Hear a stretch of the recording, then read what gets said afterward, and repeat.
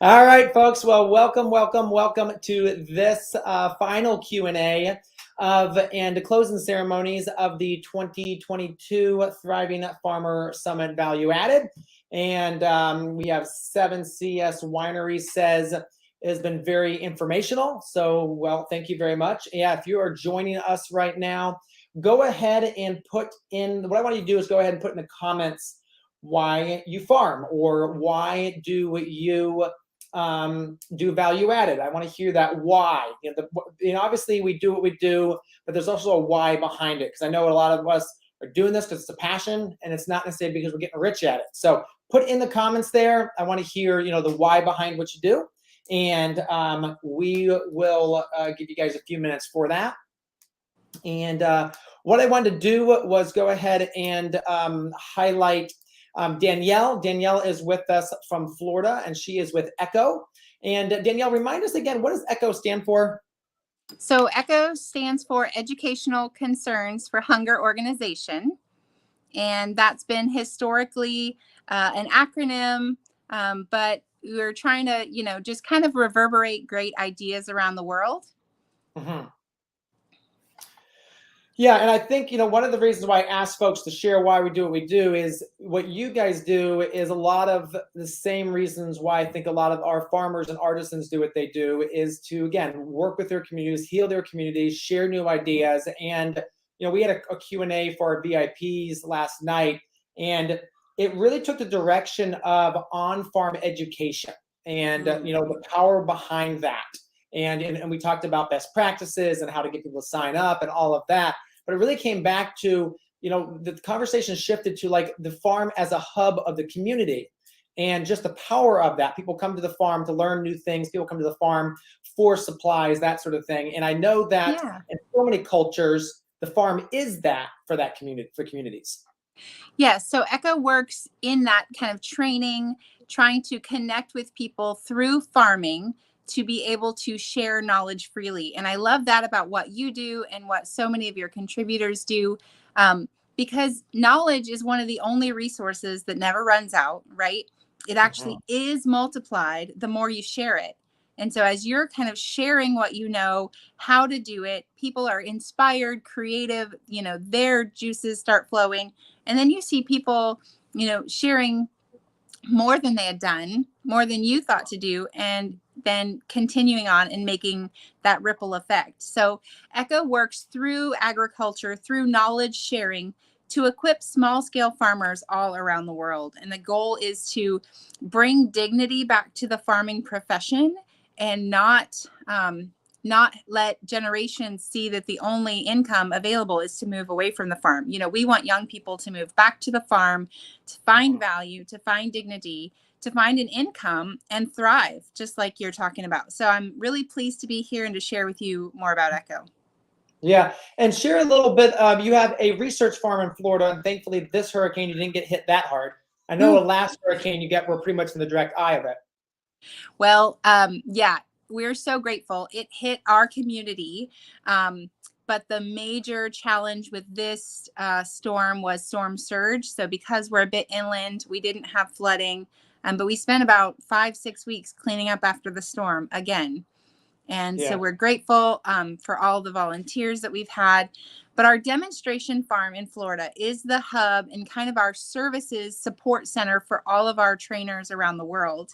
And if you come to Fort Myers, we have an 1.5-hour walking tour of 7 different regions that we demonstrate. So they're not perfect examples, but maybe a tropical highlands, we have a hill, and then a lowlands where they get 200 inches of rain or more. We have a rainforest where we sprinkle our water every day. So that demonstrates our rainforest.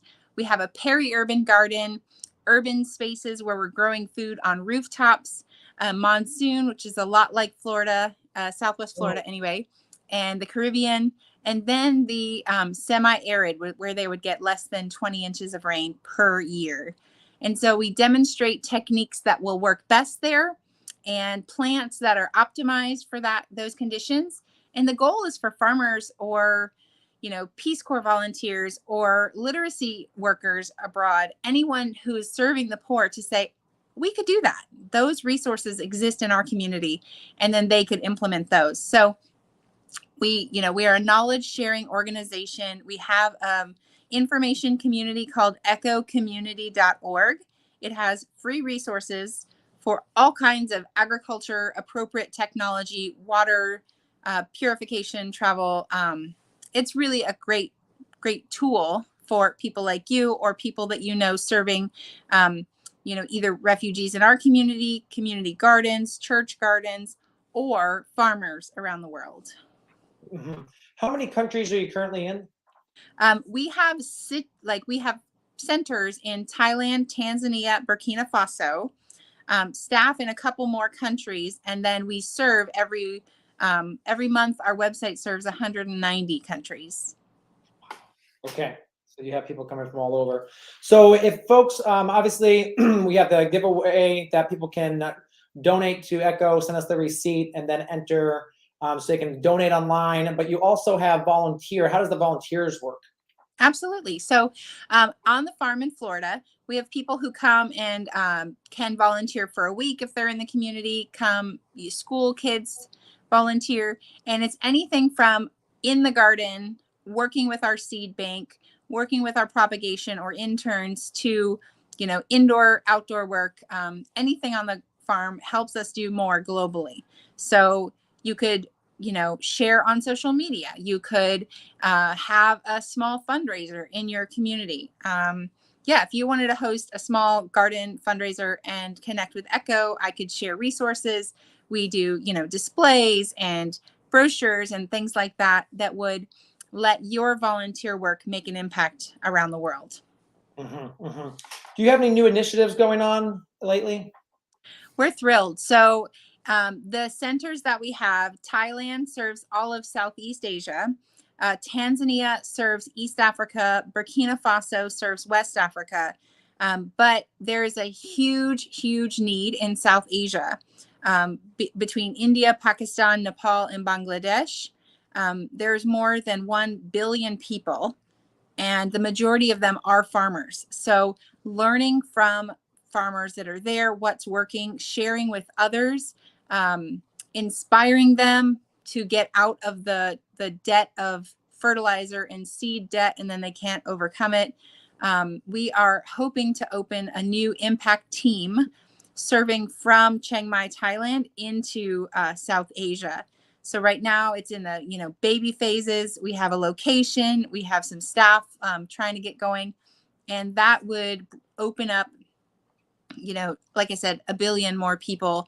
And our team in Southeast Asia is already overwhelmed with the needs there. So really hitting where the need is high. For that, we had a pastor come, and he had inspired his church to start an orphanage because the government's really nervous to have outside orphanages come. So he was running an orphanage. They learned some plants they could grow to feed the kids and help, raise an income. And then when COVID hit, the government said, send the kids back home, wherever home is. And so there's people like Pastor Sudakar looking to, serve his community. They're opening back up. They're able to farm. They're able to have community gardens, and they just want to help their people. So we want to help them. And you're unique in that you don't necessarily train people in the U.S. to go into these countries. You're more about training the trainers. That's right. We want to equip people who are already there, who know the language and culture. Really, they have to know the challenges that the agriculturalists will face. That's not something you can learn, in a minute. And so if they are there serving people, we want to make them good at what they're doing. And often that's a couple techniques, kind of giving them the breadth of options. And they say, this meets our resources, this meets our needs, we're going to run with it. And so we equip them to do that kind of work. And yeah, we're not talking about sending, lots of people overseas. We want to, be lean, be effective. And sometimes it's even just connecting to people that live 100, miles or so from each other that can encourage one another and share what they know. Very cool. Okay, so just be more of a networker for people already in the area. Right, because, like you guys have shown all throughout your 3 days, there is knowledge here. If we just connect and learn from one another, we can all do more. Absolutely. Well, Danielle, thank you for popping in tonight. Really appreciate you spending this Sunday evening sharing a little bit more about the organization. And yeah, as we said, if you guys go ahead and sign up for I'm going to go ahead and share the graphic for the giveaway because it's a pretty awesome giveaway. Let us see here and share that graphic. So yeah, it has a bunch of our digital courses. It has some Summit swag. It has actually some elderberry or willow sticks and some awesome farmstead wellness products as well. And Marcus, we actually threw some of your jam in there because we had it here on the farm and we were going to ship a box out anyway. So we threw some of that in there. So great. Yes. So yeah, so you guys have till midnight tonight to enter the giveaway. So any donations received, and you have to send in your receipt to a specific email. It's all in the hub. Go ahead and submit that by midnight, and you'll be entered into this final summit giveaway. All right. Well, I'm going to stop the share. Danielle, again, thank you so much for your time tonight, and we are going to dive into Q&A. So thank you. Yep. See you in Florida. All right. Sounds good. All right, folks. And for you who are joining us for Q&A tonight, I see a bunch of you on. Go ahead and share where you're coming from. I see a lot of you are doing that already. So we've got John and Rebecca and Emily. So go ahead and share that. I see a few questions coming in here through. But why don't we we have 6 folks on tonight. Why don't we guys do like a couple sentences about what your talk was, and then a little bit about, kind of your why behind what you do. And we'll start with Lindsay and just kind of go clockwise. Okay. I knew you were going to make me go first. So I'm Lindsay with Wild Root Flower Company, and my talk was on workshops, like value adding, basically agritourism on the farm. So I have a flower farm, and agritourism is kind of the heart of what we do. It didn't start out that way, but it is now. And my why is just, I've been in agriculture my whole life since I was my first job when I was 15. And it lights me up, and I love getting to share that experience with other people, and kind of get that infectious excitement I have and share it with everybody else. So. Absolutely. Dawn? Hi, I'm Dawn with Soda Farm and the Proactive Health Club. I was on talking about value adds that grow out of actual needs from within the creator's family and meeting the needs of the community, and building a customer base through education. And my why is it grew out of a health need. I grow medicinal plants and herbs and teach my community how to be well. And I started all of that because I had a health issue that I needed to tackle and address first and foremost. Mm-hmm. And so it's just out of your own need that you noticed whatever else people were struggling with, and then just kind of kept growing from there. Yeah, once you start showing things that you've used for yourself, then people use that for them, but they also feel emboldened to come and say, hey, I also need this over here. Mm-hmm. You start creating more stuff. Absolutely. Yeah. You started off with, I know, a line of like flavored honeys, herbal flavored honeys, and now you do a lot of sodas, like the soda syrups and that sort of stuff, natural ones. So for those that are addicted to the soda, but now realize just how dangerous that is, they can actually still, have that. Yeah. I don't lose your treats. You just have to make them out of real food. Yes, absolutely. All right, Ellen. Hi, I'm Ellen Raleigh. Hi, Michael. I'm from Ellen Raleigh Creative and Strategy, calling in from Petaluma, California.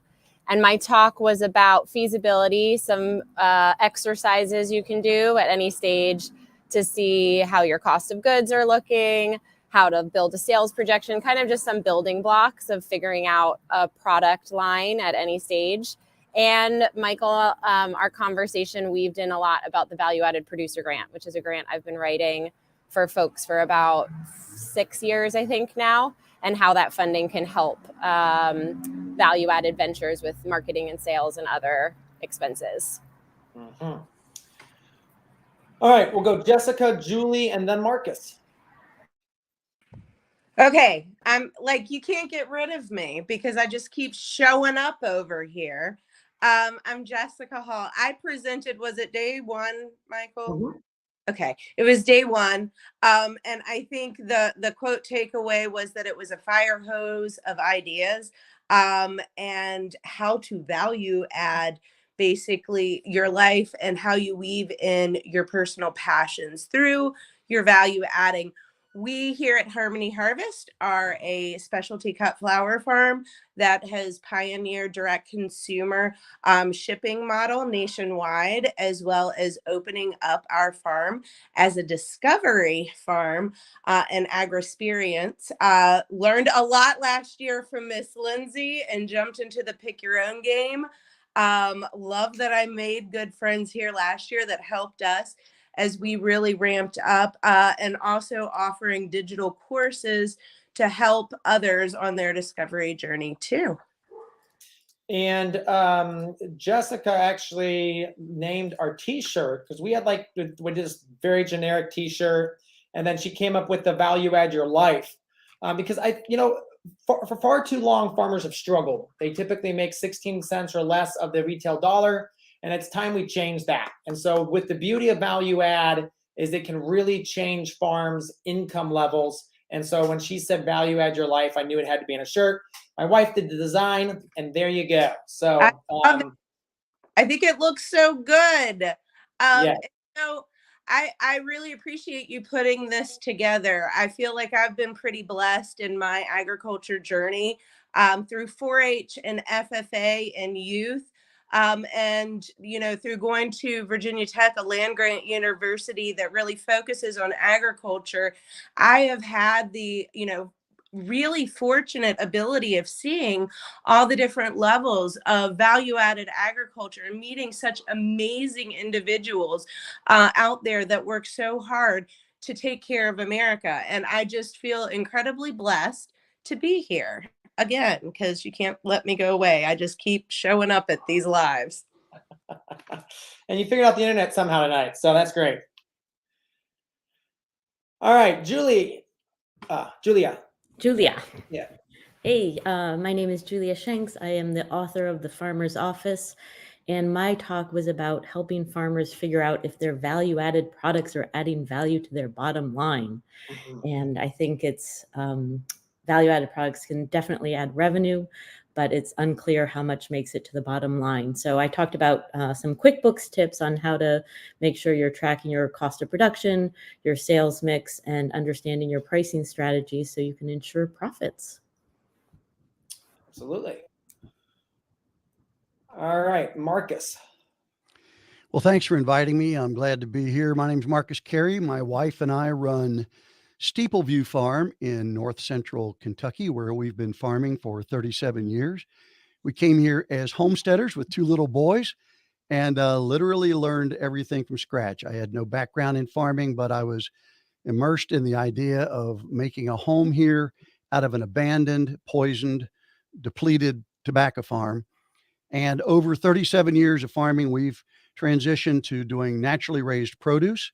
And about a decade ago, found that it was just heartbreaking to compost so much of what we had struggled all summer to keep alive and make healthy and keep the customers interested in. So we started looking for ways to manufacture food. And along the way, we found that manufacturing food is a lot like farming. When they talk about market gardening, the gardening part is easy. The marketing part is the hard part. And the same thing with value added food. You can make the most delicious recipes, put them in a jar, but how do you get them to market? So in the last 10 years, I've taken my training as a lawyer, 42 years of being a country lawyer, just me and one secretary, but took that training and the marketing experience that I've had with hundreds of business clients over the years. And we've now converted it into a new business where we make food for ourselves, but we're also, in essence, co-packers, but we're marketing consultants. We have a team put together to manufacture food for other farmers and help them increase their bottom line.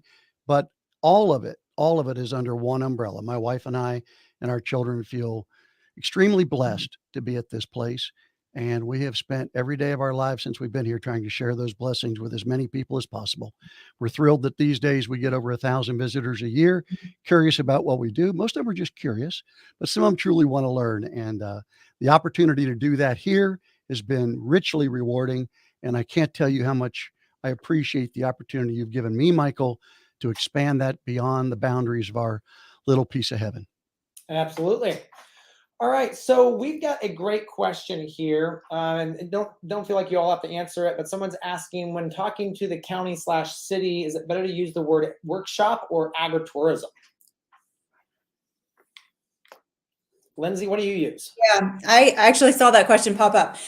So I use the word workshops with marketing because I think that's what resonates with our community. But I guess when I'm speaking to the farming community, I'm referring to it as agritourism. So I like kind of am describing the same thing kind of to two different audiences, but to market it, I'm saying workshop. Because I think I'm curious, do you think it matters how you refer to it in terms of licensing or requirements and codes and health and all the government regulations? From like a marketing standpoint, that's a good question. I mean, I think maybe from like speaking to your insurance agent, Michael, do you think like that those would be different terminology?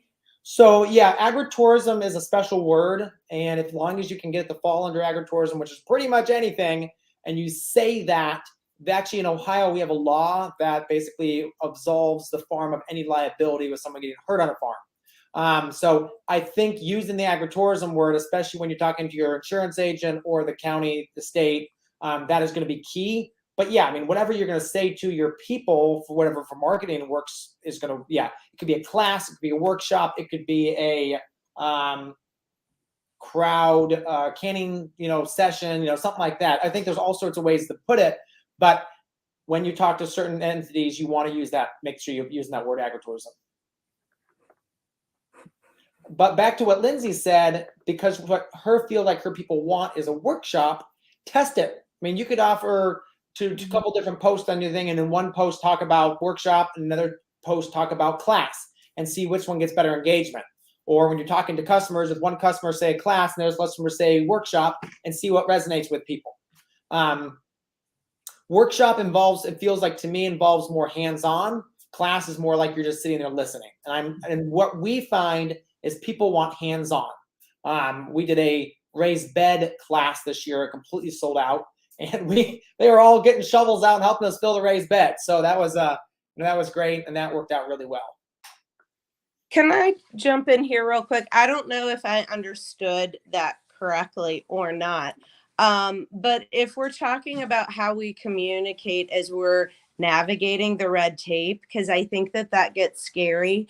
And somehow I am missing the fear part of my DNA. So I bump up against that kind of stuff all the time. I'm just going to share my approach, and I'm not going to say it works for everyone, but what I have found for me, especially when I'm trying to navigate things where there is red tape policy and I'm not really sure, I have actually gone to other business hubs within my community. So the Small Business Administration, if you have a Chamber of Commerce, if you have some accelerator groups, anything in the area that's trying to help businesses and small businesses. And I've gone to them and basically made them my cheerleader because they look good when small businesses succeed in the local economy, and had them be my biggest advocates to go work all the policy. And you will be surprised who can make what bend.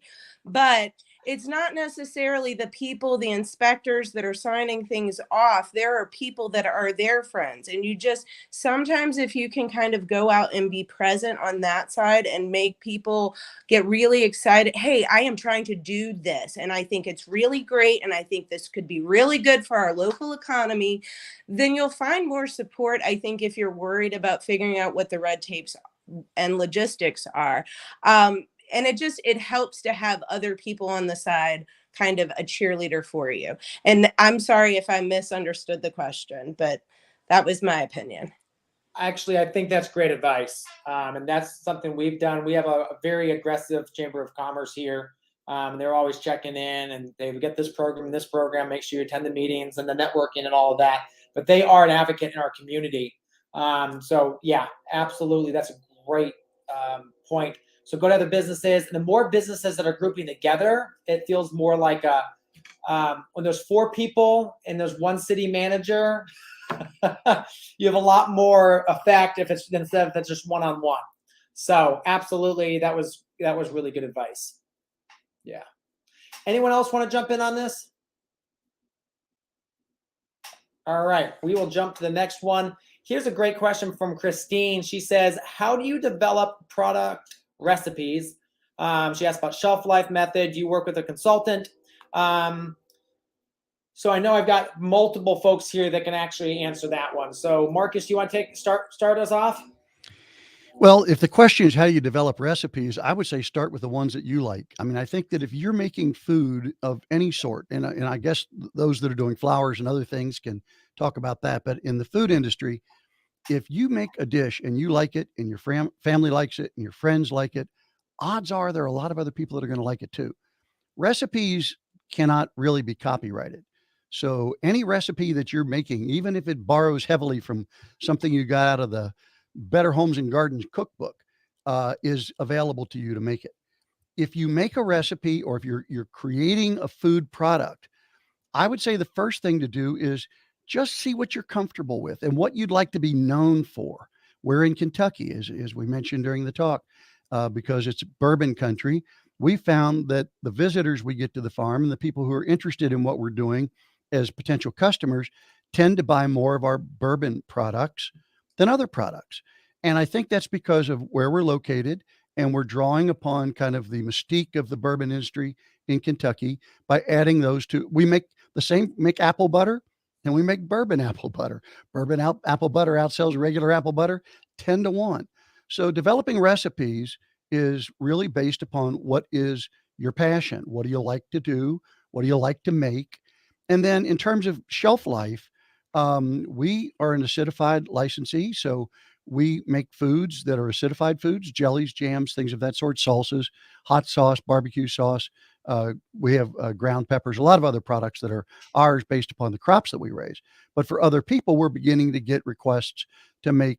I've got a request for somebody who wants to make a bottled coffee. We've got somebody that wants to make a cup. I better not talk about those because we sign NDAs, but there are a lot of ideas out there. Our shelf life on our products are 2 years. So think about that. If you're raising fresh produce, for example, you've got 5 or 6 weeks to sell it in before it starts to go bad or before the crop runs out. You put that in a jar, you got 2 years to sell it.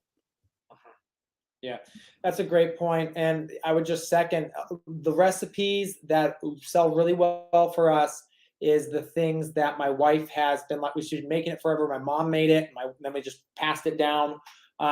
But that is, I think, the reason why those recipes are in like secret vaults, because again, you can't patent it. It can be copied. So yeah, original Coke recipe. I'd add that there's 2 parts of this. One is recipe development and figuring out what the customers will like and producing at, a home level scale, maybe selling at the farmer's market. And then there's the recipe development of shelf stable packaging. So, I think first you want to figure out, what do you like to make? What are you good at making? What do the consumers enjoy eating? And then second is figuring out how to scale it at a commercial level, whether it's acidified or jarred or preserved, and figuring out the licensing and the labeling there. I think sometimes entrepreneurs get a little ahead of themselves with the shelf life and the label that they need to have with the dietary guidelines and, nutritional value. But first you need to get a recipe that you can produce at a reasonable scale before you scale up, to mass production. Yeah, and that's palatable. Yep. Yeah, Ellen, do you have any feedback? Yeah, I love what Julia and Marcus, both of what you said. And I see this part of it. It's the really fun, exciting part. It's the beginning. It's the spark. It's the creativity. And I see it as kind of an iterative, cyclical process because, yeah, there's the passion that you have for what you want to make. and then having people taste it and getting feedback from them. What do they like about it? What don't they like about it? What questions do they have about it? How do they see they might be able to use it? All of that is great ideas for future marketing and for honing the recipe that you love as one that that your customers are going to love. And keeping your customers involved in the process is also great because they come along the journey with you and your farm. And then there's this part of, okay, this is what I want to make. What are the regulations, which really vary state to state. I do a lot of work with people in California and the different types of regulations there, but it's going to be specific to your state. Okay, how could I make it? Can I make it on my farm under a cottage food operation kind of law? Or am I going to have to make this with a co-packer? Is there a co-packer in my area? And the answers to those questions might then tweak the recipe. Okay, if I used raw garlic, I have to make this with a co-packer. But if I use garlic powder, I could maybe make this at home, for example. That's not, across the board. But that it is like, it's kind of a process with many branches that then gets to inform the recipe and the final product. And those things. So what I'd say is give yourself time and don't get discouraged. It can take a year to figure out what the product is that you finally, and how to make it and how you're going to label it and all that stuff. So just like take it step by step and reach out to people in your local area, because they will possibly know a lot of the answers to these questions of, how do I make it? Is there someone local that could make it for me, etc. And just keep that goal in mind and whittle it down day by day. Dawn, do you have advice? Yeah. So mine's a little different. It's you definitely, I would echo, you need to understand the regulations in your area. You need to understand the regulations that are in the field that you're trying to, or I call them swim lanes, where you're trying to swim. For me, because I've been dealing for almost 20 years in the supplement area, I guess I would recommend that you become an expert in what it is that you're putting into your jars. So that meant for me, not only was it important for me that I sell something that I knew was effective, tasted really good, that it worked in my family before I shared it out, but I also needed to be able to stand behind that and explain it. It's a little less important when you're making a really good jelly, to be able to explain it, but I think you still kind of need to know that fruit and that process really well, because your customer is going to ask questions. And in my case, if they ask me a question about an ingredient that I chose in the formula that I put in there, I need to have an answer. Otherwise, your customer confidence in what it is that you're putting, you look like you're just putting something together because you heard about it and maybe you thought it would sell well. For confidence, especially if you're looking for health reasons or for balancing people's bodies, you need to know what you're doing behind it, so that that customer can trust what's in the jar or the bag. Mm-hmm. Yeah, the health and wellness space, that's so important. All right, well, I think that was great.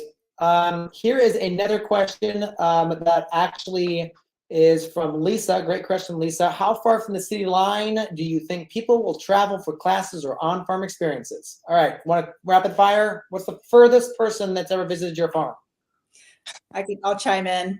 I did the research on this because I think I talked about it last year, but the University of North Carolina maybe did this like a farmer's market, agritourism, like how far will someone travel to a U-Pick? And it was like 25 miles. But we had somebody that came from one of our workshops this year from South Carolina and one from Michigan. So I think it depends, which I was like, I even checked the ticket price on, but on average, like we just did our wreath workshops and we're pulling people, an hour, but I do think I'm in a much smaller market, much smaller demographic. So you do have to travel a little bit further to get to these places. But I don't know. I'm always shocked when I'm like, really? Like that's far, but yeah. I don't know. We're in Ohio and we pull from the surrounding states pretty reliably. The farthest I've ever pulled for a class is Oregon. Yeah. Now, I will say that Dawn and actually Lindsay's, both of you have online presences, and especially Dawn, you have books out and stuff, so you have a national audience. So that's how you can demand that right now and pull people in. Yeah. But yeah, it depends. Anyone else want to chime in? Jessica, you have a lot of on-farm stuff. We do. We've had people out here from Canada. We get people out of state often because we're so close to Interstate 81. So pass through traffic happens a lot. I will tell you the one story of when I was like, my reach is huge. We had an employee that worked here and left to go to an agriculture kind of internship abroad and was in a farmer's market in New Zealand, talked to someone and mentioned us. That person ended up back in Pennsylvania, stumbled across our website and came to a holiday market. And I was like, are you kidding? I'm getting referrals in New Zealand. I think you just go out there and you start telling people why it's so amazing to come, and you will be shocked. When we really started opening up the farm this year, I was floored at how many people were willing to drive 2 to 3 hours for a few hour experience with me. And people will come. And so you're asking the whole, you feel like you got value, you drove really far.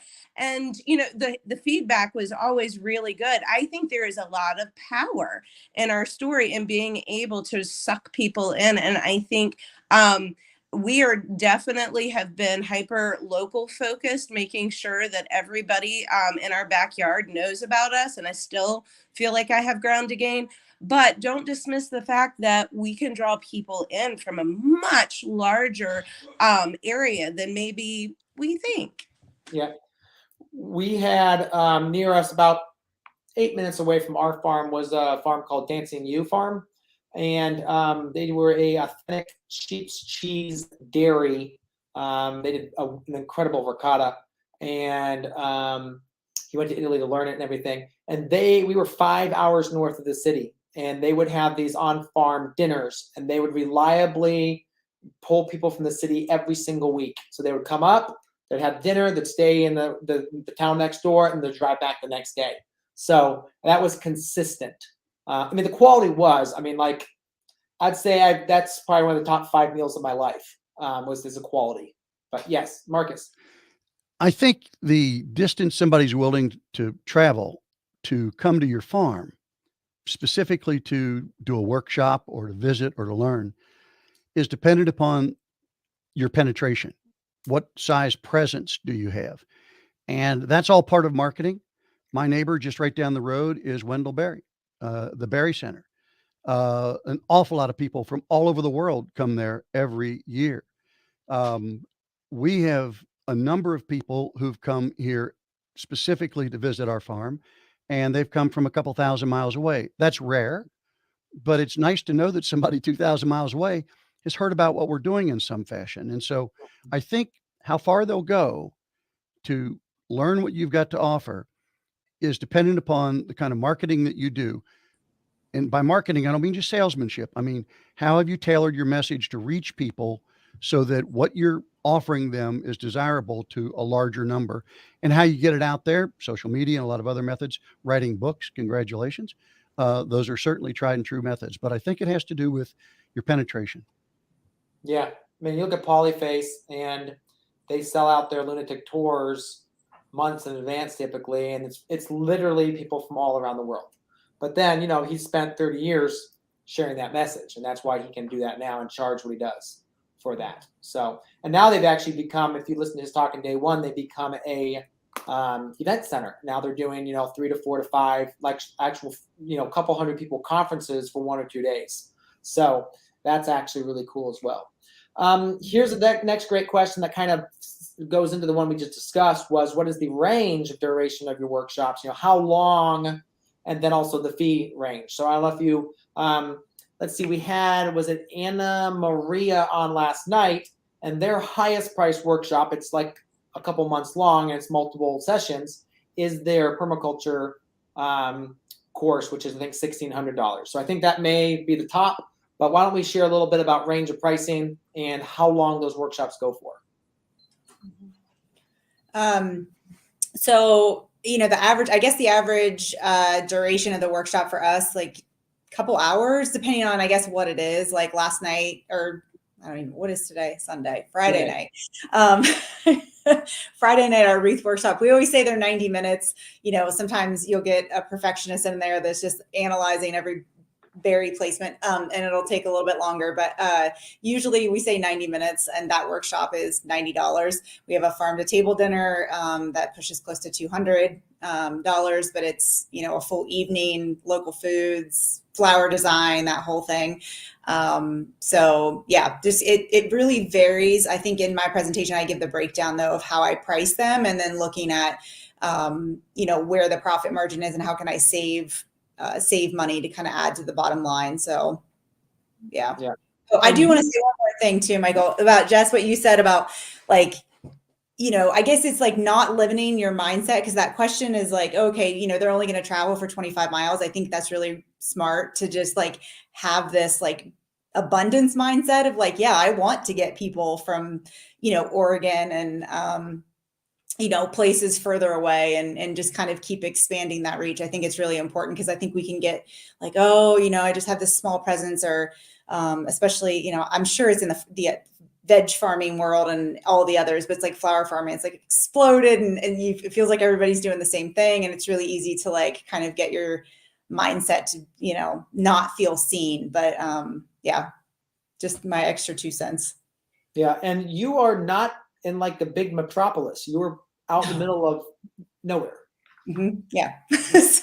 Yeah. I think too, part of the marketing, like Marcus was saying, is just like, people ask like, well, how do you get that many people to your UPIC? And it's like, well, I kind of make it from the marketing standpoint, like the thing to do, like, and it's probably because it's the only thing to do. But like we try to make it like a whole fun event, and it is all about how you present it to the customer and get them to be there. You nailed it, Lindsay. You get to paint the story and tell them why it is so amazing and all of the value. Mm-hmm. For our workshops, we ramped up because we opened the farm this year to the public, which meant that it wasn't these just really scheduled one-off workshops. We felt like, okay, now it's open. We have to have things going all the time. We have had workshops at many different price points, from I would say like $500 and down. I would say our rhythm is around $100, but I will also say my big epiphany, which happened later this year than I care to admit, was there's only so many people that I can have in those workshops, and it's one window of opportunity. And if there was the ability of setting up the workshop experience, since we're open to the public with general hours, where we could kind of give that all the time. And so we've really turned a lot of our workshop experiences also into a more leisurely DIY. Maybe we've lowered the price point. We've increased some signage, but having things kind of set so that people can walk in and pick what they do at their schedule leisure. And it has made us more profitable looking at that workshop experience from that angle. So will we continue to offer these catered one-off experiences? Yes, absolutely. How else do I get my general manager, who is a pastry chef, to feed me? No, I think like we will always do that because I really enjoy connecting with the small groups. But we've really looked at how do we monetize workshops in a different way. And that's a rhythm we discovered this year, and we'll be definitely incorporating more full throttle next year. We just this past weekend had a huge holiday kind of rolling workshop on the farm, and then 2 pop-up booths. And when you're doing these holiday events and there's 1,000 pop-up booths, it's kind of hard to stand out. And both pop-up booths took a kind of engagement workshop experience, low price point, and we had lines out the door, like, let them make something, do something. And we were like, there's something to this. So always for us is helping folks discover a better life through flowers and putting their hands right in it. So that's kind of how we have cultivated workshops and the price points that we're working at. That's good. And I will trade your pastry chef for my Italian grandma that cooks for us once a week. It's delicious. It's delicious. Hey, right now I'm on the cookie rhythm. I am taste testing all the gingerbread, ginger snaps, lemon. It is so good around here. I am going to have to go on one heck of a diet after the holidays. All right. Ellen, I think you were going to say something.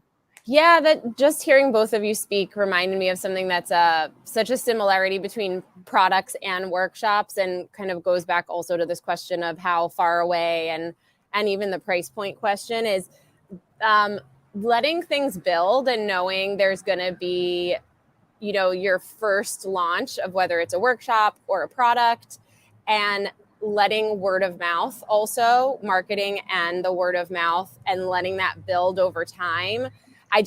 In that question, I think of that person, you know, doing a workshop for the first time and having a small turnout, and then maybe being like, see, I didn't get people I wasn't able to attract people. But then the next year, those people told people. And so part of this is you definitely, you know, being, getting out there and putting word out there and being visible, and also then having an experience, having a product that is worthwhile, will build a market, will build an audience as well, and letting that process happen. Yeah. And one thing I would say to follow up on that, because you're right, it builds, it's slow, it may feel like it's frustrating those first couple of years, but you get to this point where this flywheel gets going, and then you cannot keep them away. But in those early years, make sure you send a follow-up. We use a thing called Ticket Tailor to do our tickets. And again, just all sorts of ways you can use that. But send a follow-up email like 3 days later, which asks for a Google review, because those Google reviews are gold. It's called, social proof is just so good.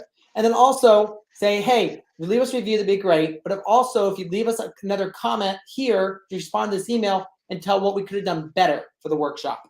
Because, you know, they may be like, well, I love that, but you wish you'd done this. And like, oh my gosh, this is a brand new workshop or a new way to do it, and I can do much better with that. So that would just be my takeaway there. Anyone else?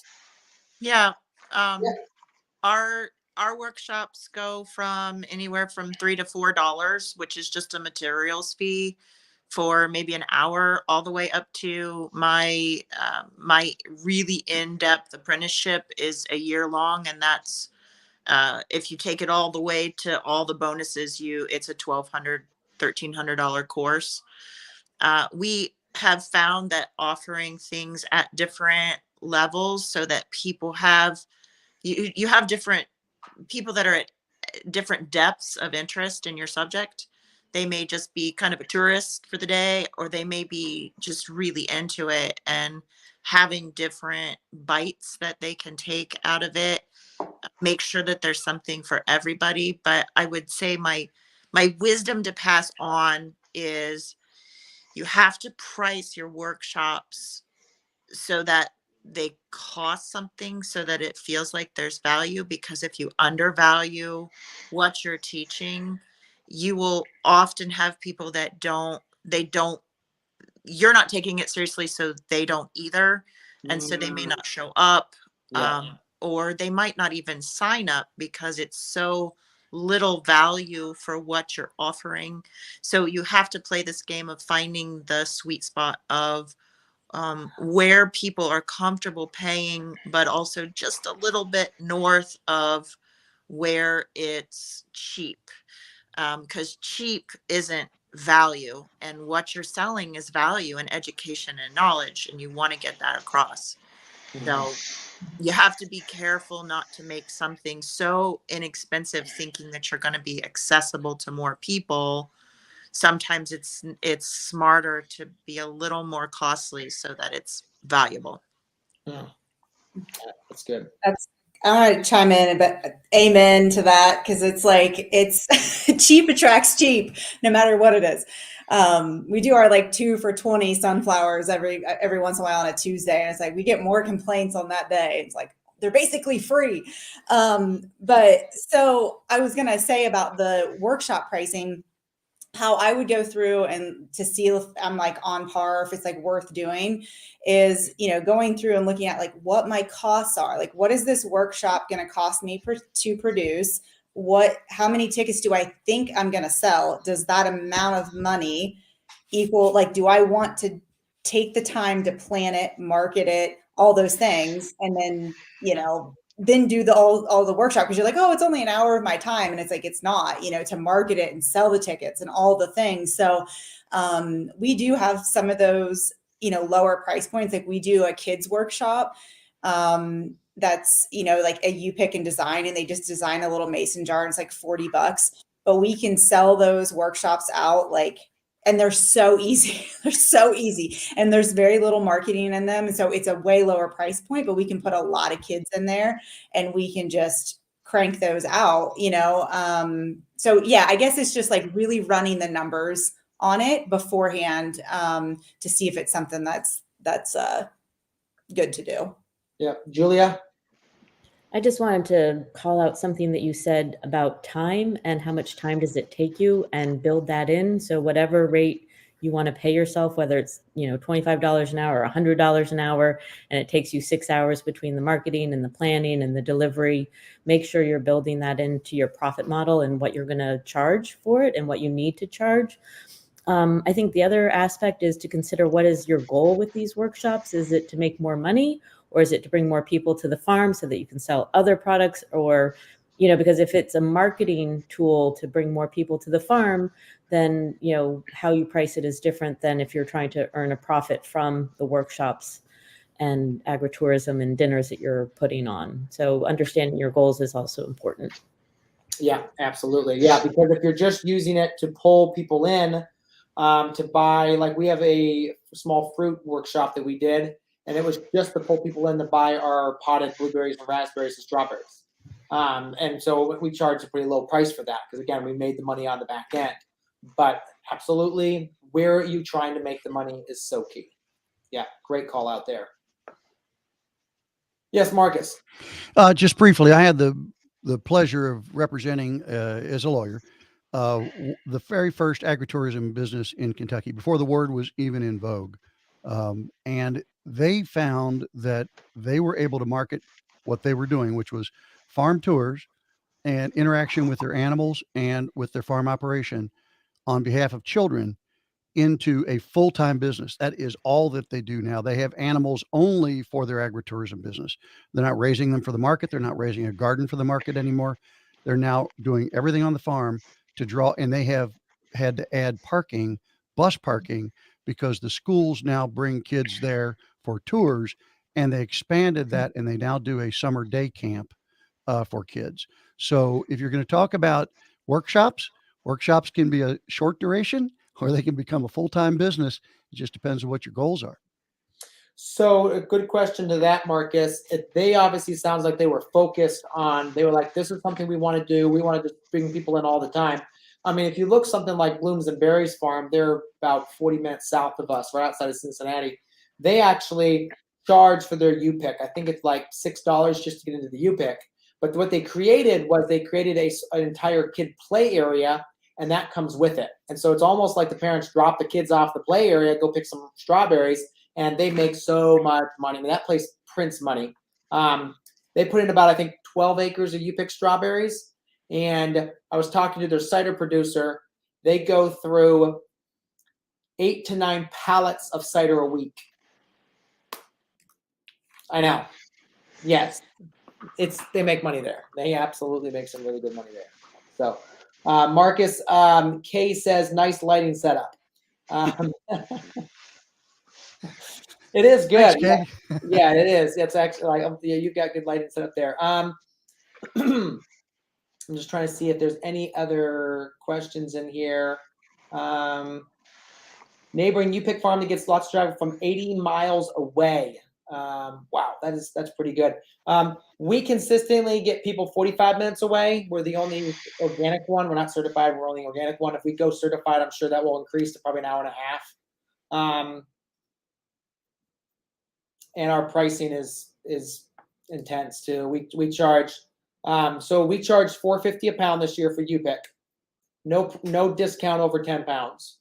And the day we shut our U-Pick, because we're out of berries, I mean, completely sold out. The neighbor farm, about 15 minutes away, opened their U-Pick at $2.49 a pound. Yeah, it just tells you what people are looking for.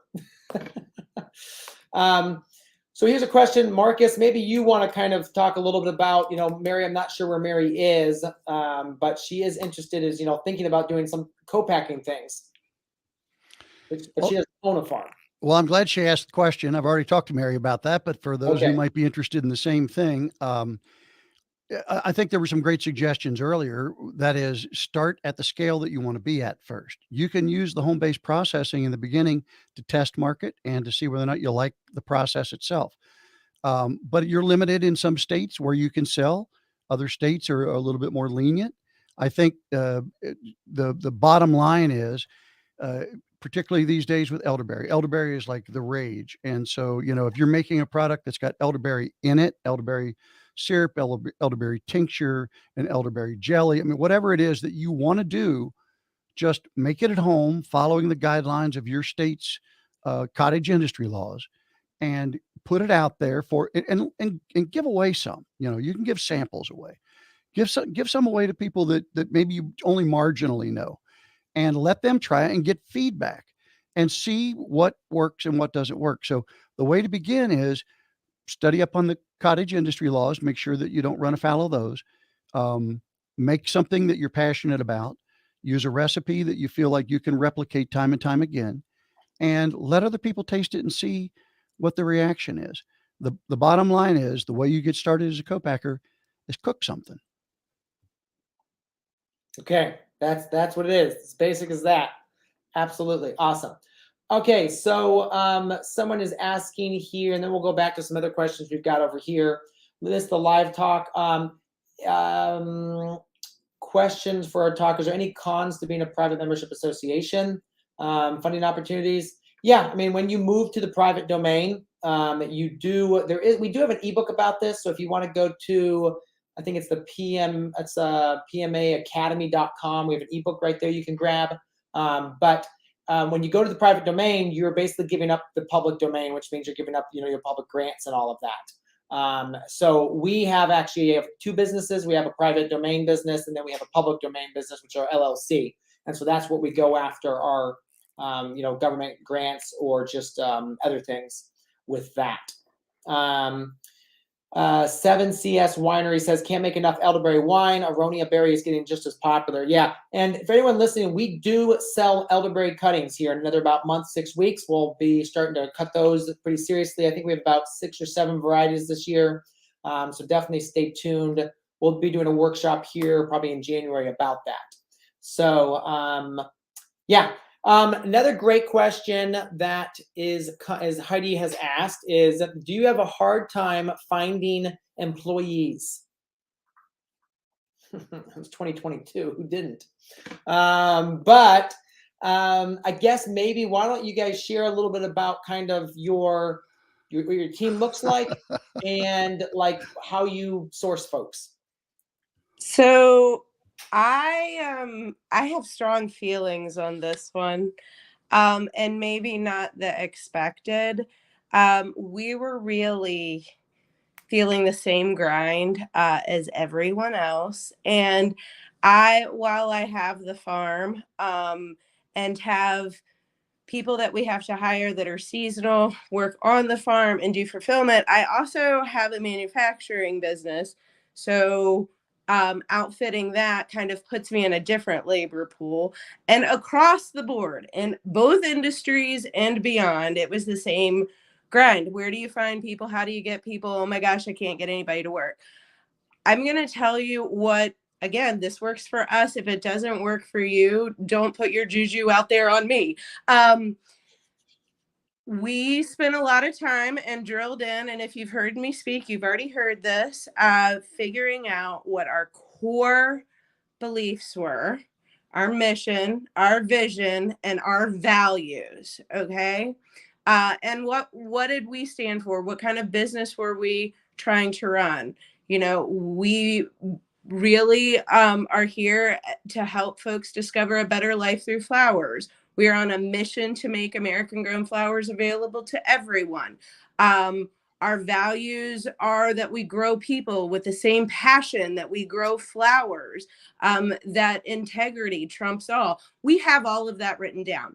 And once we defined that, and we put it on posters everywhere, and we had our team all doing the chant, all of our job listings, Craigslist, across the board, all of the online places, we led with that.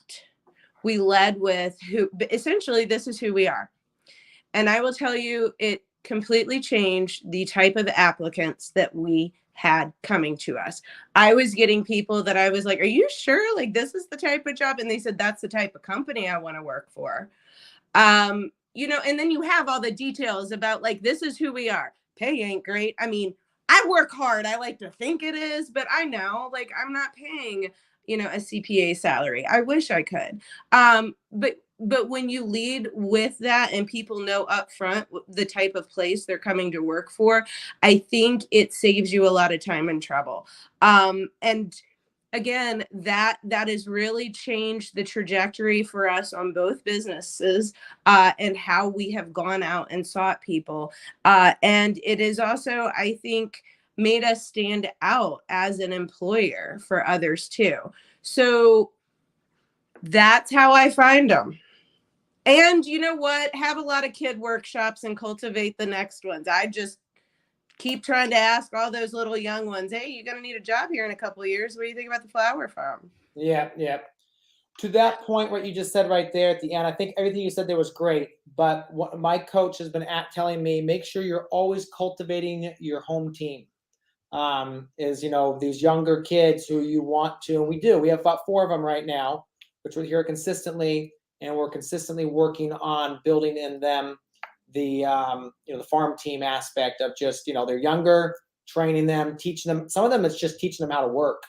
If you got a good work ethic, that's the thing. All right, I have a lot to say about this, but I'm sure others do too. So who else has some labor tales?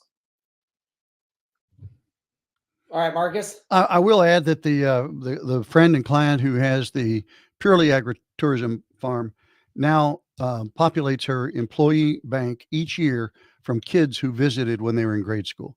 They become interns. They become devotees of the farm. They've been there for summer camps.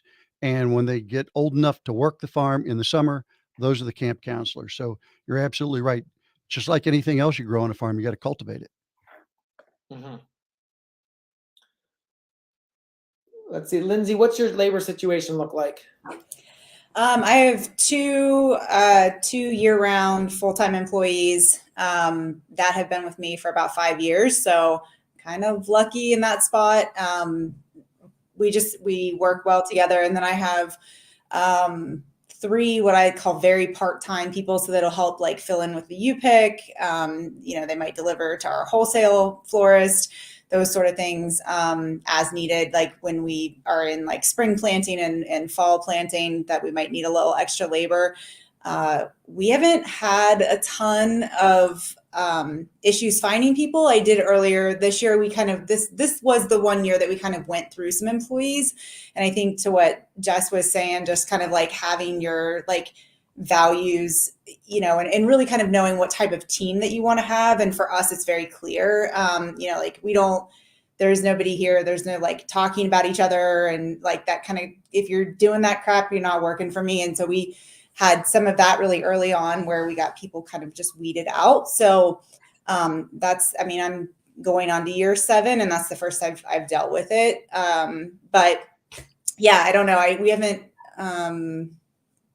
really had like many issues, but we just advertise on Facebook and local when we do have a posting. And I'm very upfront in the job posting too about like, it isn't just holding pretty flowers. We don't skip around the field in sundresses, that kind of thing. Just a real, a realistic sort of description of the job. And it seems to kind of weed them out. We do working interviews too. I don't know. That's kind of, we always have them in on like Dahlia Day and like the worst, whatever the worst chore is in the spring. That's the day we bring them on.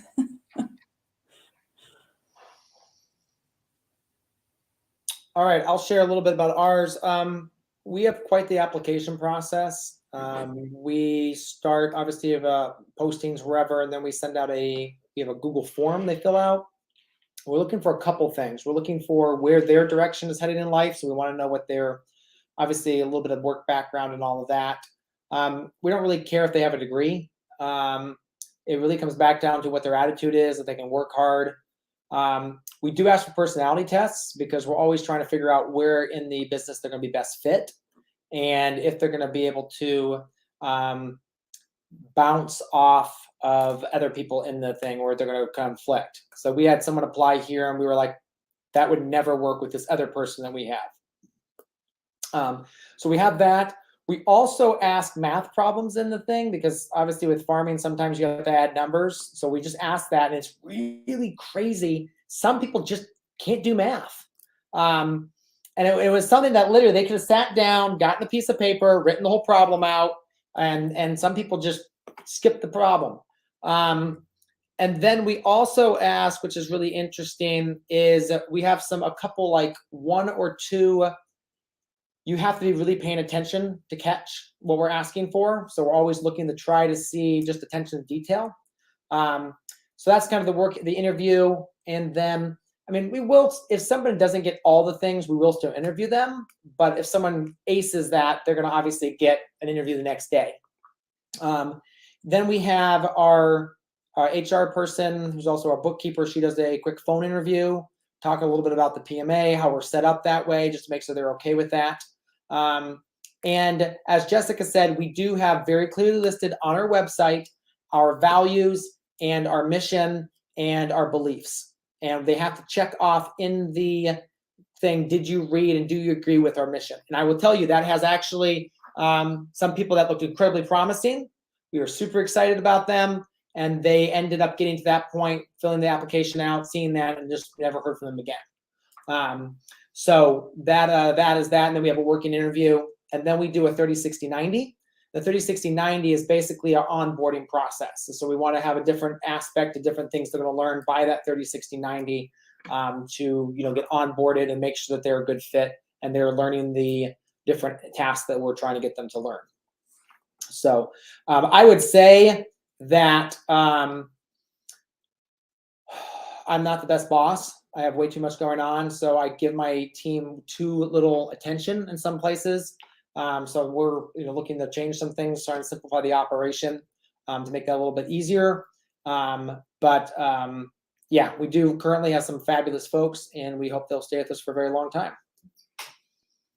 Hey, I'm going to jump in real quick on that too, and talk a little bit about the backside of having employees. I think especially within the agriculture world, that when we do finally get to the point that we bring people on, that this is a really intimate thing, being a part of the business rhythm, and we get close with people and it can really hurt when they leave. And this past year, we actually had 2 of our key internal people leave us, but it was actually under really good context. Both of them were literally going to find themselves in different areas of the world. And So leaving is not always a bad thing. And as hard as that can be, I think as business people who employ others, we have to remember that if we are turning out better employees into the workforce, go us.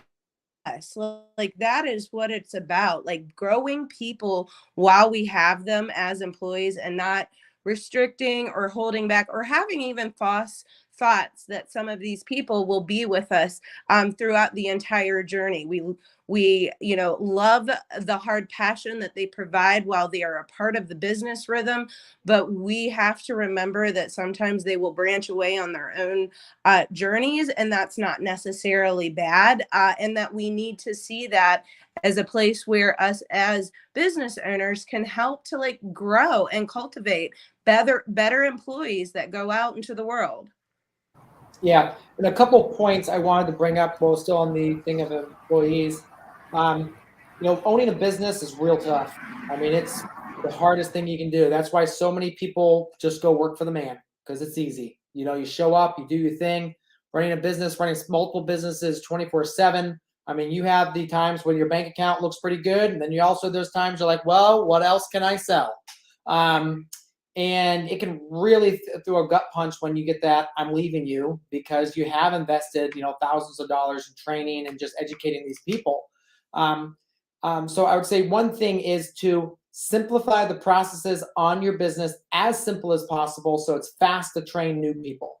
Because if you have this incredibly complex thing, it's not serving anybody. Obviously, if your business is incredibly complex, it typically means that you don't have a very solid core offer, and there's something going on there. The more complex it is, the more challenging, I find. So if you have, try to simplify it, try to get systems, processes, SOPs in place. We have our pack shed full of them. We do not have half as many as we need. And then I will say, on the other side of it, if you have a toxic employee, get rid of them as fast as you can. They are going to destroy your business. Because again, we've been scaling rapidly. We brought a lot of people on. We've had some real fun people, and we did not get them out of here fast enough, and that caused other damage. So I would say make sure you do, again, hire slow and fire fast. If you've got a problem, just get them out. I'd love to add one thing. I'm out in California, like I said earlier, and I work a lot with people who have gotten the value-added producer grant, helping them get that grant. There's money in that grant that you can put towards employees. So this is not on the harvesting or the farming, but this is on the marketing, the sales, the CSA manager, all of those types of positions. And so I've seen a lot of farms then trying to hire, because now they have the funding from the USDA to help them do that. Mm-hmm. And here in California, one thing that's been very difficult is the price of living here and the amount of money a farm can realistically pay an employee, and those things not matching. So if that's an issue where this question was coming from, one thing I've seen farms do to try and address that is being flexible with how they work with people. A marketing person, if it's that kind of job, or a processing person, can that person live where the kitchen is, or can they live in the city nearby? And this can be a virtual thing. There's actually, obviously, farming in the field is not something that can happen virtually. Packing CSA boxes cannot happen virtually, but there's possibly parts of your job or those jobs that you're trying to fill that could be done more flexibly to leave your time open for some things that can't be as flexible, for example. So I'd also encourage that if part of the issue is actually finding people to hire for the amount of money that you can actually pay people in your area. Yeah, Ellen, I think that's a great point. And I want to also kind of talk about this, though, is the beautiful thing about value added is a lot of the time, once you have the product out of the field, it can store for a while, and maybe before you have to process, or like if it's a longer process, it's not one of those things that requires a 9 to 5. So like our fire cider is like, we can make a batch whenever. We have the ingredients, they'll sit in the cooler, and we'll pull ingredients out, and it's a 2-day process of slicing everything, sticking it in vinegar, and then it goes to sit into to seep and brew. And then, starting 6 weeks later, we can pull those buckets out whenever. So the beautiful thing about the value added world is there's a lot of times there's more flexibility than in, let's say you run a CSA farm that you have CSA pickups every single week. It's very different types of farms, allows you to be able to get more flexibility with your team, because I know that is a huge thing with a lot of people, especially with the Great Resignation, is now people get used to working from home or all these other things. And so they're not wanting to go in 9 to 5 every day, 5 days a week. So it's just another, that's the beauty of the value added life. All right, folks, keep the questions coming. I know if you guys have to leave, that's totally fine. I totally understand that. We'll stick around here for another little bit at least. Any of our speakers have questions or other thoughts that this conversation has just for just how we've kind of nice developed? Yes, Woody, it's good to see you here tonight. Yeah, so the reason I wasn't on the last 2 nights because I had a market each night. So I'm actually just getting in. I got in at about 7:30-ish from my last market today. So this is an amazing conversation to listen to right now, because I'm here with no employees. So in the future, I hope to have a few employees, but as of right now, we're such a small farm. Enjoy it while you can. So me and my wife do everything from the farm, and I just, you guys just have such amazing ideas. So I'm just glad I'm just here listening, and I came in right at the right time. So thank you for sharing, guys. Yeah, absolutely. We do have a great question here. Do you have your processes written down, doing the elderberry cuttings and starts, fire cider, specific flower arrangements? Also, you have employee handbooks. Is this a good idea? Employee handbooks, yes. And we actually, in our small farm university, have a template that folks can use for that. Elderberry cuttings, that's something that gets done once a year. And we're partners on that farm, so we actually don't do any of the cutting. That's going to all be done by the partners, because that's kind of how the arrangement works. But what I will say is we'll probably go over there once or twice just to check in. We'll go once just when they're starting, just to make sure the quality's to how we want. We'll give them the the little hole. It should not fit through this hole. If it does, it's too small. And then pictures of length and stuff. And then what we'll probably do is take a couple of those cuttings, put them in a bag, and this is the template is we're going to put on that template. And so then just to make sure that people do know what that looks like, and then obviously the process after that. Everything in the wash and pack shed, we do have a tremendous amount of processes around that. We have cheat sheets. So cheat sheets include carrots get bagged 2 pounds, ginger gets bagged 0.25 pounds. Bags of lettuce are a pound, and it uses this bag size and this bag size. So that is a cheat sheets. And then we have a wash pack freeze when it freezes out, basically a draining protocol. You open this valve, this valve, this valve, drain this one. So yeah, there's all that sort of thing. We have weekly checklists and daily checklists. So the person who's owning that shift, they have that checklist for the week, and then they have the checklist for a day. And there's obviously a greenhouse checklist, and then a pack shed checklist. And then there's a bus checklist, but we're basically making sure the retail store is set up well. So yeah, we've got checklists for checklists. And I know, Jessica, you're a pretty big proponent of checklists too. I love all of the signs and processes and SOPs and writing it down, because now it doesn't live in my head, and nobody is knocking on my door when I am still in my bathrobe asking how to do something. That is literally gold. And Woody, I'm going to tell you right now, before you hire the first person, you just sit down and make a Dear Diary, but get it out, brother. I think that we're keepers of way more knowledge than we realize. And I am still trying to wring some of the content out of my brain. And it is overwhelming when you start thinking about the breadth of it. But like I said before, you eat that elephant one bite at a time. So thinking about these are the things I do all the time, and writing it down. And I have 4 kids, so they're just my guinea pigs for everything. Can you read this? Great. Can you do it? do this for mommy. Did that make sense? If they can't figure it out, then a mindless, not checked in grown up probably can't either. Signs, we have signs everywhere, and we're slap happy crazy girls, so we have funny pictures on all of our signs because it makes somebody actually pay attention.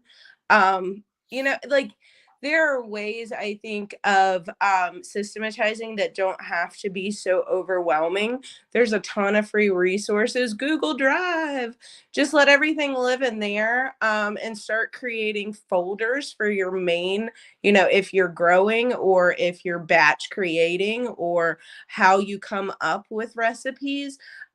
We actually do product briefs for everything that have to go through all the departments now. And everything that we sell here off the farm, perishable or not, has a product brief associated with it. And everybody kind of knows all the inner workings from all the different departments. But that doesn't happen fast. You have to just at least start. And I know we all have to-do lists on our phone. This is like literally just taking it to the next level. I think it's a good idea. I am always screenshotting or taking pictures of things. Give yourself some time, especially post the new year or the holidays when we're waiting on the new year and you're quiet. I think it's a good time to go like comb through where you are storing all of that. If you have a desk filled with Post-it notes, you need to get some sort of understanding, because capturing data is great and we all do it in different ways. But if we don't find a way of using that to our advantage, what's the point of having a purse filled with receipts or a desk stacked full of Post-its? I'm literally calling out all of my scary closets, guys, by the way. But like, I think there is a place for us to kind of work that in, and it helps us to be more efficient so that we can drill into what we do best. And it helps us when we need to get a team to get things done. Yes. Michael, I'll just add, because the question was, she was asking about specific flower arrangements. I don't do, when I started doing crop planning for the flowers, I had a really hard time working on a crop plan and then like trying to hit a specific number of things in a bouquet. I just couldn't do it. So I just started in reverse. I started tracking. So we have a harvest list. We keep a shrink sheet, which is something that I recommend that everybody does. So what drove a lot of my sheets in the field initially had to do with looking at my numbers. So let me explain, I guess. So our CSA, like, we'll choose like maybe just our spring share or a summer share, a block of time, and we write down the recipe that we use for that specific week, and then we track it. And then that helps me to go back and compare our harvest records to our shrink sheets and see like what were we wasting. So that would be, what sat in the cooler? Do we have a bus market because of weather or something like that? So a lot of the things and processes that I track specifically, I want to see the value in return of that, because I have to-do lists as well. But I try to like be pretty lean about what it is we track and time. So we'll do more like time studies with our employees and those sort of things, just to see that they're going to like add value back to us. And then the employee handbook question, we do have an employee handbook, and we review it every year when I do the employee reviews, usually during the winter, and just see if we need to make any changes. Usually the employees are the ones that drive the changes or things you have to add, because you're like, oh, I guess we need a rule for that now. But yeah, we're still pretty lenient. We're pretty small. I feel like my biggest hurdle in the beginning was I didn't have one year. I think I got one year 3. So it was like my employees that have been with me for a long time. It was like, oh, hey, now we have a handbook. So, kind of getting through that hump, but it gives structure and kind of clarity. So. Yeah. Any other thoughts around that, folks? I think the Lean Farm book is fantastic, and maybe it's a little dated now, but I thought the process that he went through for creating systems and SOPs and handbooks is fantastic. I highly recommend that book.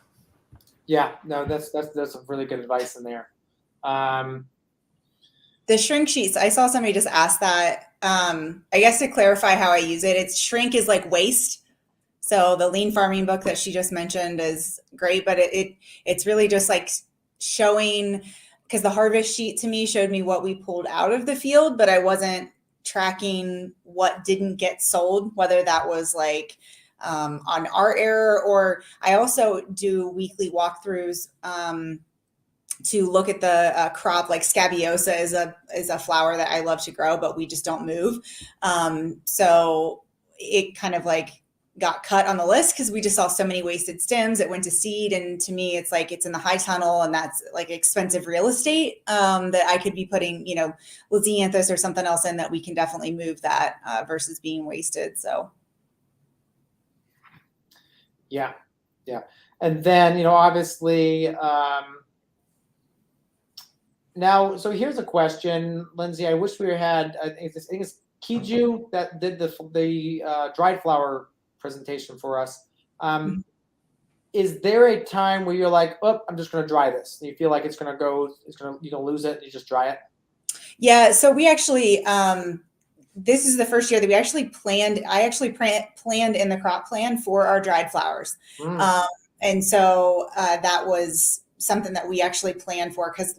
I try to not go like too much over on production, but yes, like I'll see, Celosia, for example, or something, feverfuse, gangbusters, or had a second flush. And we don't want it to go to waste. We'll just go in and cut it and dry it. So yeah, definitely. Yeah, that is definitely, one of the things that we realized when we began our dry journey. We were like, wait a minute, we're throwing stuff away. Does this dry? Now, we actually now have very few crops that come from cooler to dried, very, very few, and have an entire field just for dried production. But it is an incredible way of extending the vase life on flowers, especially when we're trying to move so quickly. And I love you talking about shrink, Lindsay. So we started like the numbers of flower stems is one of those mystical unicorns. Like how many stems are in the field? Oh my gosh, I don't know. And trying to do the detective work backwards for us, we started really working on what was not going across the design table for shrink coming out of the cooler, and whether it was going to donation, whether it got a second chance as employee staff flowers, whether there was shrink on our design table, that was a whole nother thing because there was another waste factor there. So we have really started to drill into that this year, which has been, I think, helpful, but they're like, who wants to see how much stuff they're throwing away? Yeah. Pain. Yeah. All right. I want to move a little bit different direction here. Someone was asking, okay, so the kitchen's overwhelmed me. What can I do without a kitchen for value added? So let's just fire away, folks. Let's give folks ideas.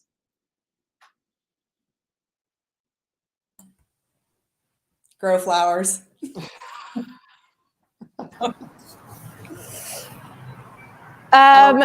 Drying things for not edible. I mean, basically edible in general is going to have more complications. Even if it's that you can do it on farm with a cottage food, there's still, what's the well like? There's going to be things. So stuff that isn't edible, like isn't for people to eat, is definitely easier. Yeah. So like drying peppers for wreaths, doing potpourri kind of things, or dried flowers. I'm trying to think of others. What about just like dried herbs and stuff? Is that cottage or is that even commercial kitchen stuff? Dried herbs can be simple on-farm post-harvest handling. It depends if you're mixing it with stuff or chopping, like cutting it in some way, then you kind of get in. Other could just be, so one thing with the value added producer grant that I love is opening up the definition of value added, because really what value added means is adding value to the commodity crop that you're growing. And yes, one way of doing that is everything a lot of what we're talking about, which is changing the physical state of something, like turning it into some kind of finished product. But you can also do that by really intentionally marketing things as local, or as if it is organic, or if it is some way that you grow it that's special. Making sure people know that, even doing things like, creating, one of the farms that I did a value added producer grant with has tomatillos, and a lot of people don't really know what to do with them at the farmer's market. So we created a salsa making kit that it came in a cute bag, and it was the tomatillos and onion and jalapeno all grown from her farm, and a recipe card. So, and she could charge more for it than she would if she was selling each of those things individually, because now it's a cool kit and an activity. It's like a workshop that people are taking home. So there's other things like that you could maybe think about. Just a few ideas. Other people, that was just a few that came to me. Don, In Ohio, you have to be really careful about dried herbs. The Ohio Department of Ag considers, we're Ohio's largest ambient drying facility. And as long as we don't add any heat, then we're good.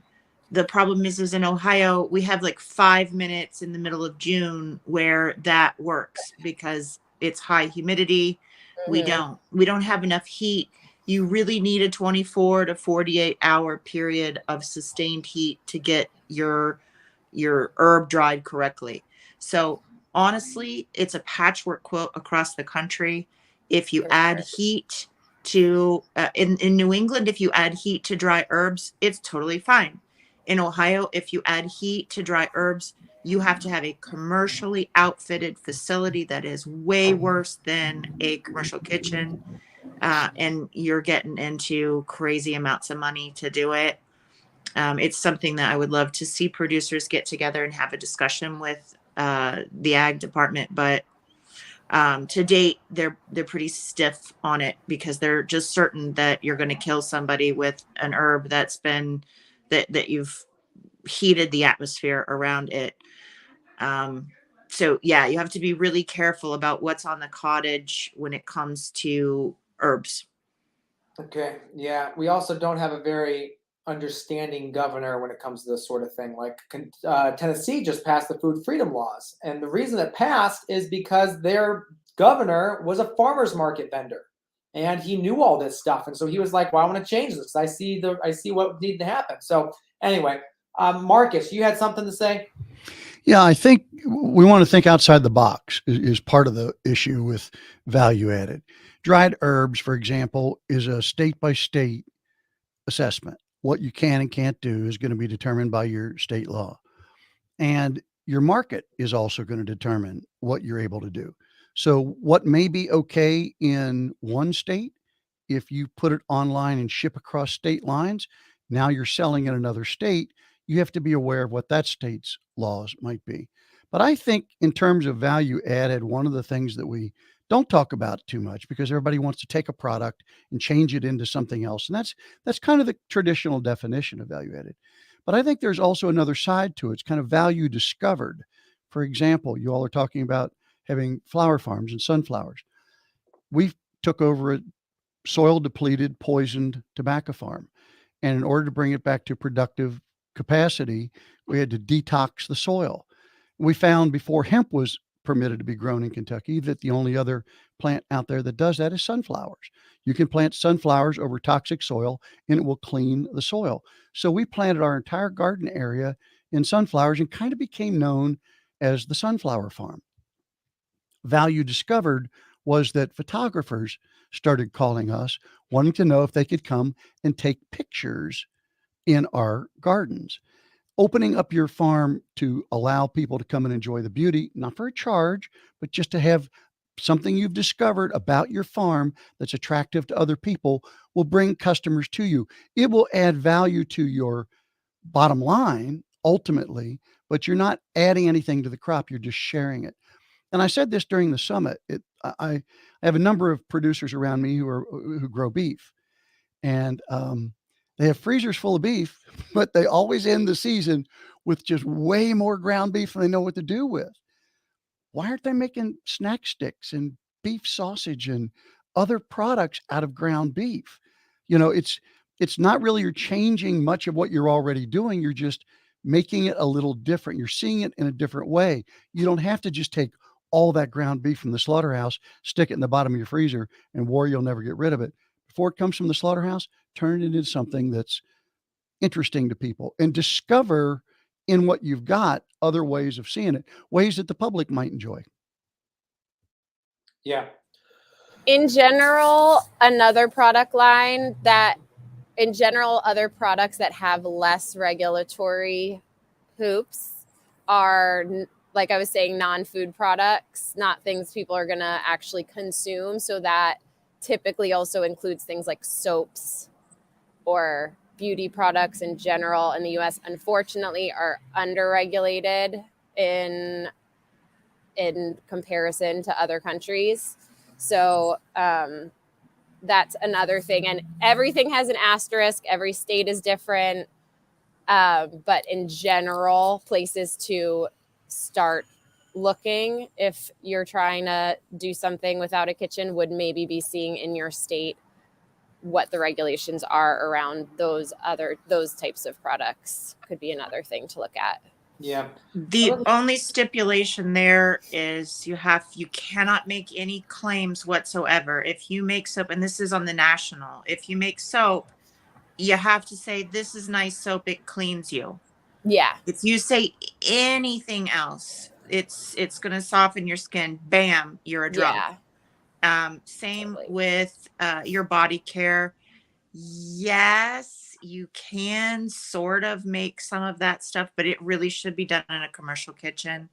And I mean, if you make a moisturizer, I don't know what you can say about the moisturizer that isn't making a claim.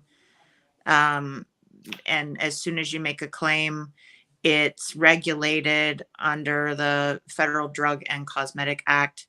That it's easy for people to get a hold of. You can skirt through some of that stuff, but it's really you have to be really, really careful about what you put on your labels for it to be a value add that you can make outside of a commercial kitchen. Some of the things. Go ahead. No, I was just going to add to what Ellen had said that kind of gave me an idea was I did these take-home wreath kits this year. And what I did was recorded a video and then sold them the kit. So I'm wondering if there isn't a way that you could do that with other types of products. Like, I would buy into like learning a recipe and buying the ingredients from the farm. Like cooking is not my thing. I love to eat, but like a video on how to do it, and it's very affordable. You can even record it yourself. I had somebody do it, but still, it was like pretty easy. So I would imagine you could kind of get those creative juices flowing with some kits or ways of teaching somebody how to make salsa. That's what kind of gave me that idea. So yeah, we did a salsa making class, and the people didn't even know how to cut up an onion. It was kind of surprising, but I think that's where we're headed as a society, and that's another whole reason why people want this. They want the value add. I mean, you just said it right there, Lindsay. Is you're like, I don't know how to cook, so I want to find someone that can do that for me, or that just showed me how to do it. So you're more than likely willing to pay for that kind of value add there. Now, from what I understand, there is no regulation if you have a bunch of women in a kitchen cutting up their own salsa and putting it into a container instead of you doing it. So I think that construes a class because you're not technically selling the finished product. You're selling the ingredients that then the people stand there and cut up themselves. So, Marcus? Two things. First, I'm going to give you a little secret here in the next few weeks. There's a great marketing opportunity with Christmas holidays. There are a lot of kids who are going to be looking for inexpensive teachers' gifts. That is a huge market. All you need is a little gift bag and something from your farm with your farm's name on it, maybe even just a gift certificate for what you sell at your farm. You can add value to your farm by taking advantage of the season. So that's one thing I want to mention. The second thing is you guys have all talked about this already, and I think it's a great idea. But I think you need to understand what your farm is and what your goal is and what your mission is, and make sure that everything you do has that added to it. That adds value. If you share your vision and your mission with everything you do, that adds value to all your products. And it brings people to your farm. It makes people fall in love with what you're doing and introduces people to a way of thinking that maybe is outside the box for them. Yep. Emily's asking, commercial kitchens be in barns if they're in a room in the barn. What is your barn like? Because I think there's a lot of questions there. I mean, just like barns are, I mean, like I've seen barns that are very clean, and it's literally like at one end of the barn, it's a room. It's, outfitted like it's supposed to be. It's got a separate entrance. And then I've seen barns that are, full of cows. Barns full of cows, probably not a good idea to try to put a commercial kitchen in. But if you have, like, let's say just like an equipment barn, you take one end, turn it into a commercial kitchen. You've got your bathroom, you've got your everything you need there. I think you can be completely fine with that. Does anyone else have feedback on that? Woody? Ours. I was just going to say that I think every state is completely different on this one as well. We are in a residential community, so it is impossible in Maryland to actually have a commercial kitchen whatsoever. We can't turn our kitchen here into a commercial kitchen. I asked everybody, even if I had $100,000, $150,000, do a separate outbuilding to create a commercial kitchen here. Absolutely not, because we're not zoned agricultural, farming, commercial. So it goes to your zoning and your state with that. It's going to be different in every single state. Yeah, zoning definitely does feed into that for sure. And you can't, there is no state where you can have a commercial kitchen in your home. It has to be separate from where you live, even if it's downstairs and with a separate entrance and it's a different kitchen than your home kitchen. It still has to be in a separate barn or building. Ours is actually in a barn, but we are in a zoning space where we can have a separate facility on our same property that is a commercial kitchen. But yeah, if you're in town, a lot of times the zoning will preclude you from being able to even have a separate facility. And that's where you go looking for the facilities that you can rent. And unfortunately, Michael, a lot of those rentable spaces aren't much better than a cow barn. I know. They are much cleaner, but you can rent space like that instead of trying to build something on your farm. Yeah, I think I told you about the horror story we had in New York. Is we were renting a kitchen, and my person said, I'm spending 45 minutes cleaning the kitchen before I actually make the product. So we ended up, she was just making it into her kitchen, and we just slapped the label on it. And again, it was as legal as all get out, but in the overarching, looking at trying to keep our customers safe, that was probably the better choice. Yeah. Yeah. Got a good question here about freeze drying. I sell them the freeze dryers. I've noticed everyone is doing farmers markets with freeze dried candy, fruits, meats, dog food, etc. And we all know that they are not in commercial kitchens. I'm sure a lot of people just operating under the radar with like freeze dried candy and stuff. But I'm sure no one's just checking especially if they're doing it online. I don't know. Don, you may have some feedback on this. You're always going to have people that show up at farmers markets and think that they can do something. Unfortunately, it'll be a matter of time before the ag department shows up and convinces them otherwise, and it won't be fun when they do.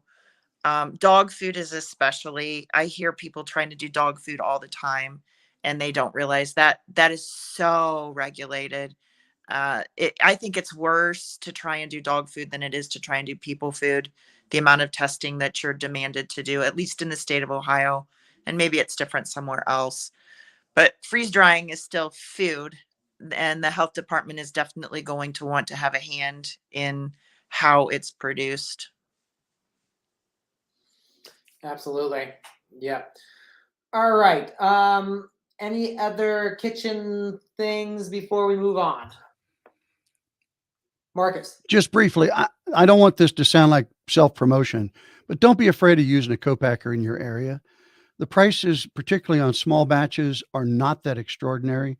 The largest price you're probably going to face is the cost of the glass jar and the lid and the label combined.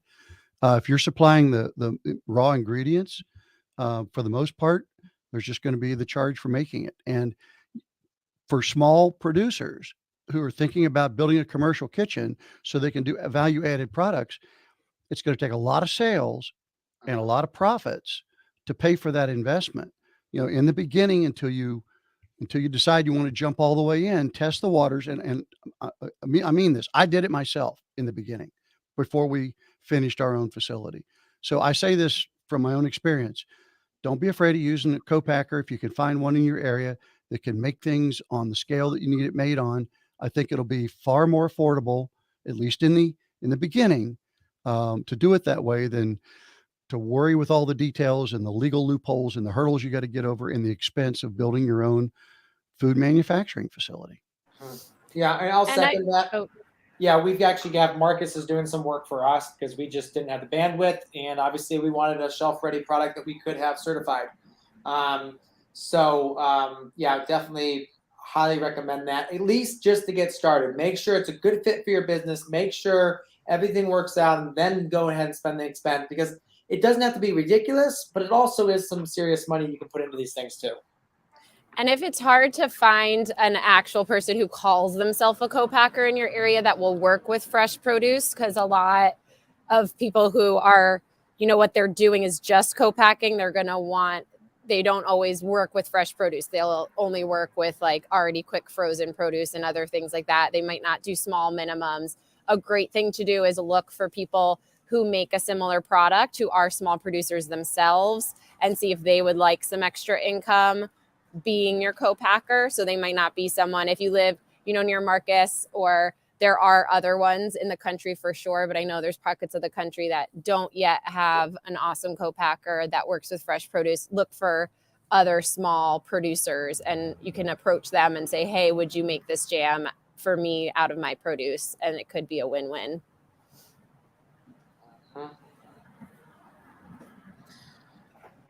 All right, folks, it is rapidly approaching the 9 o'clock hour. I would say the things we do on farm that are value added, that we don't need a kitchen for, is obviously we do our willow and our elderberry cuttings. We do our on-farm tours. We do our transplant production, and then when we buy in blueberries and raspberry plants and upsell those.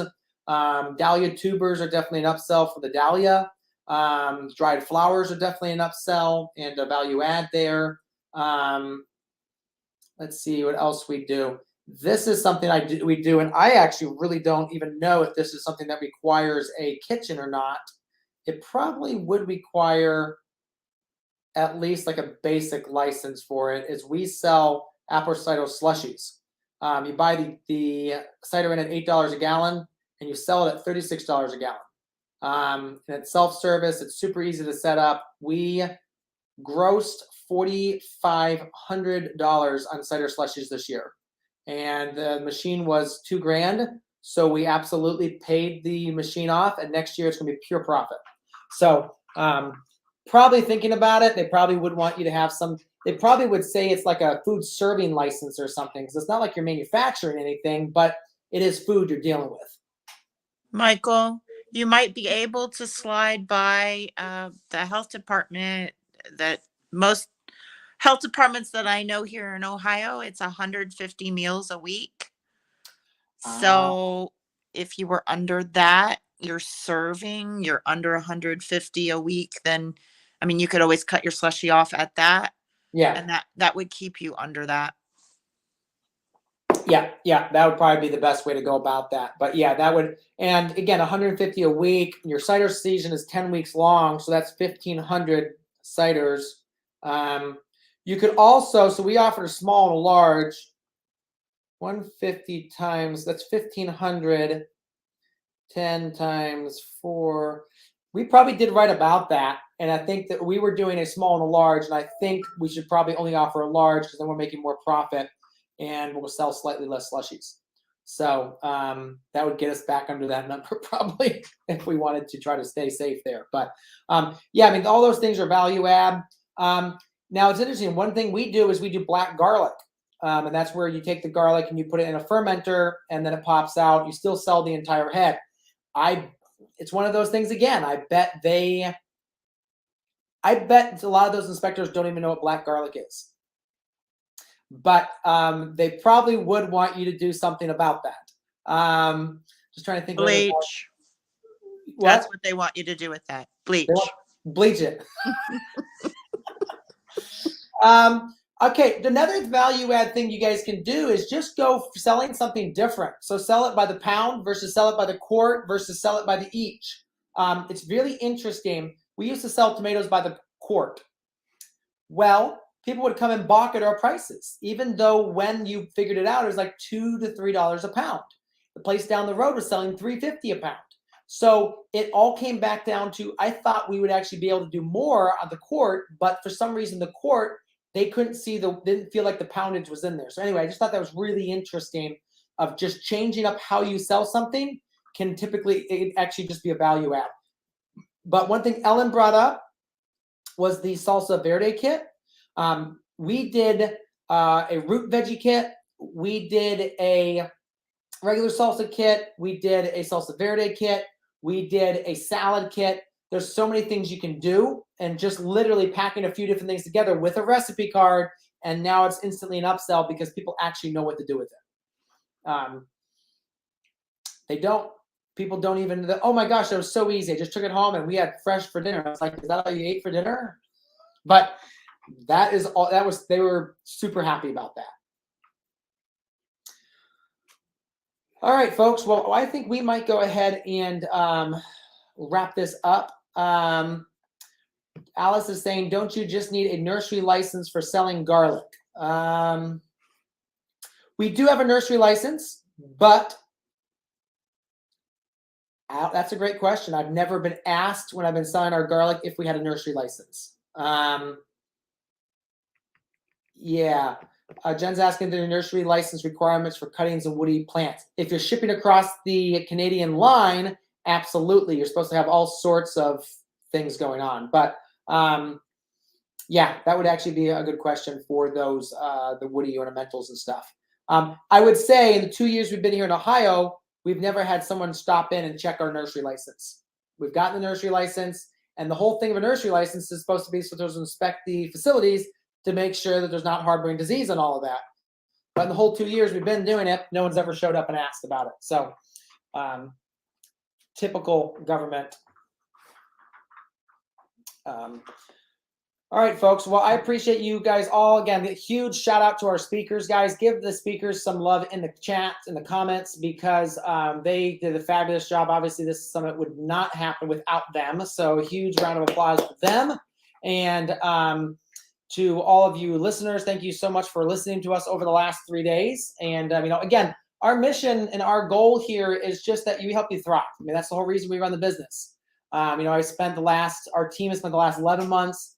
They do a lot of the pre-work, and then really about 2 months ago is when I step in and I do, you know, interviews and the copy and all the work for that. So the last 2 months of my life is really wrapped up into this. You know, it's a lot of late nights, a lot of the kids going to bed without me saying goodnight to them. So it is, you know, it is one of those things, the labor of love for you guys, because again, our mission as a company is that you thrive. And again, we hope that we are starting to see those changes, and you guys are getting more than that 16 cents. So I hope next year you come back and the success stories are that, you know, hey, I'm now doubling my sales on value added products on my farm. Or we added those farm workshops, and we're now bringing in, you know, dozens of people or hundreds of people for that. So yeah, that is our mission, and we really appreciate you guys being a part of that and supporting the greater farming community through that. So, and it is the last call for the All Access. You can grab the All Access. That gives you all the talks, lifetime access for that. That gives you all the Q&A, recorded Q&As. And there's literally about, I think, 6 to 7 hours of Q&A. I know how much you guys loved this night. The last 2 nights were, I mean, just as value-packed. Then we have, obviously, the pre-summit recordings as well. So you get all of that. You get the ebooks, you get it all in an app. And yeah, so head over, grab that while you still can. I think it's still 25% off till midnight.